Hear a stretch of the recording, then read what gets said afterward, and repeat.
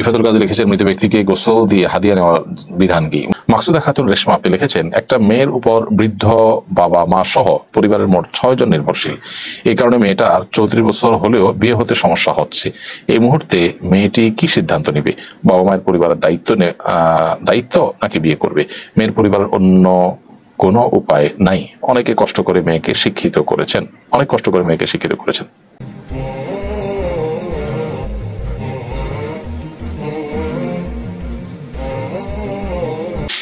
ইফাতুল কাজী লিখেছেন, মৃত ব্যক্তিকে গোসল দিয়ে হাদিয়া নেওয়ার বিধান কি? মৃত ব্যক্তিকে গোসল দেওয়া, কাফন দেওয়া এবং দাফন করানো এগুলো সবগুলো কিন্তু ফরজ কাজ, ফরজে কিফায়া এলাকাবাসীর উপর। অতএব কোনো ব্যক্তি এখান থেকে পারিশ্রমিক নেওয়া তার জন্য জায়েজ নাই। হ্যাঁ, এলাকাবাসীর তরফ থেকে কাজটি আঞ্জাম দেওয়ার জন্য কাউকে নিয়োগ দেওয়া হলো, চাকরি দেওয়া হলো, তিনি সবার তরফ থেকে এটা করছেন এবং এটা তার নিয়োগপ্রাপ্ত, এটার জন্য তিনি তো সবার তরফ থেকে যখন তিনি এটা করছেন সেই জায়গা থেকে এটা তার জন্য জায়েজ হতে পারে। কিন্তু ব্যক্তি বিশেষ কোনো কাজ করলেন, এ জাতীয় কোনো কাজ করলেন যেটা তারও কর্তব্যের মধ্যেই পড়ে, করে তিনি পারিশ্রমিক গ্রহণ করেন, এটাকে পেশা হিসাবে গ্রহণ করেন, এটা জায়েজ নয়। কারণ এটাকে ইবাদত, যেটা ইবাদত হয় সেটা ইবাদতের পারিশ্রমিক নেওয়া জায়েজ নাই। কিন্তু যখন সবার তরফ থেকে ইবাদত আদায় করার জন্য কাউকে দায়িত্ব দেওয়া হয় তখন সেটা ভিন্ন ইস্যু হয়।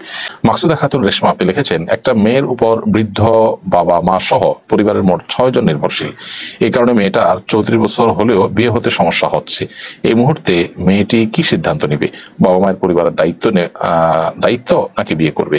মেয়ের পরিবারের অন্য কোনো উপায় নাই। অনেকে কষ্ট করে মেয়েকে শিক্ষিত করেছেন। বোন মাকসুদা, যে মেয়ের উপরে বাবা মা সহ পরিবার অনেকেই নির্ভরশীল, এই নির্ভরশীলতার কারণে মেয়েকে বিয়ে দিবেন না, এটা মোটেই জায়েজ নয়। প্রয়োজনে তারা অন্য কোনো উপায় অবলম্বন করবেন এবং আল্লাহ তাআলার রিজিকদাতা, আল্লাহর উপরে আস্থা রাখবেন, ভরসা রাখবেন, নিজেদের জায়গা থেকে চেষ্টা করবেন। কিন্তু এই ওসিলায় বা এইটাকে অজুহাত করে একটা মেয়ের বয়স পার হয়ে যাবে, তাকে বিবাহ দিবেন, এটা উচিত নয় মোটেই।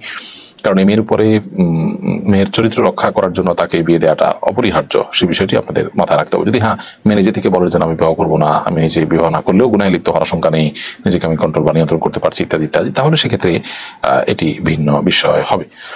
তো প্রয়োজনে যদি এমন হয় যে না, মেয়েকে বিয়ে দিয়ে পাশাপাশি তিনি চাকরি করতে পারবেন, তার শরিয়ার পর্দার বিধিবিধান সহ এগুলোকে আমল করে মেনে যদি চাকরি করতে পারবেন মনে হয়, তাহলে সেরকম ছেলে দেখে বিয়ে দিবেন যে ছেলে এটাকে মেনে নিবে, তাহলে সেক্ষেত্রে দুইগুলি রক্ষা হবে। কিন্তু মেয়ের চরিত্র রক্ষার জন্য বিয়ের ব্যাপারটা খুবই গুরুত্বপূর্ণ।